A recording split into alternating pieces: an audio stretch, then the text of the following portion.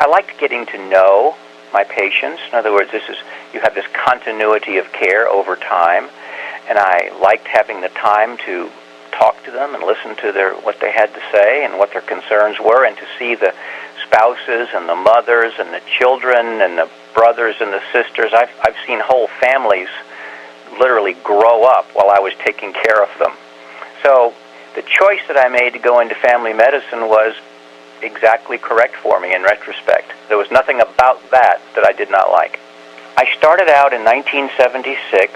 I think I started solo, but very, very soon after that, I joined forces with a physician who had gone to the same medical school, the University of Maryland. So we were together in 1976, when you literally had to do everything yourself with no business knowledge or anything like that, and that was quite a challenge. And then he left to go practice rural medicine, and over the years I added at least 2 other physicians and a nurse practitioner.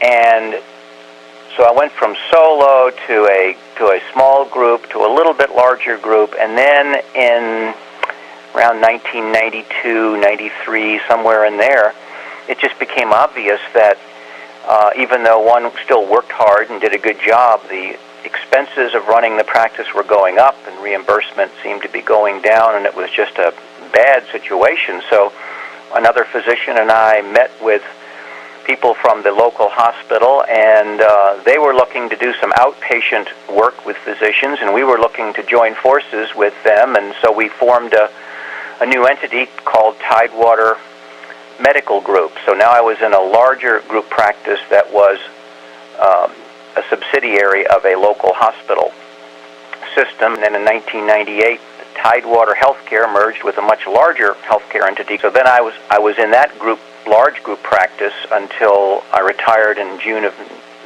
2009.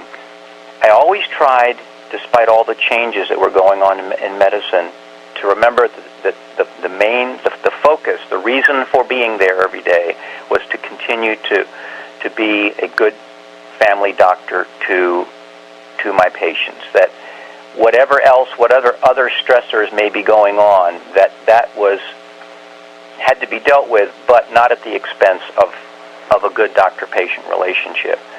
If the reason you go into medicine is because you really want to help people and see entire families and feel like you've accomplished something, it's still, I think, a very gratifying field to go into.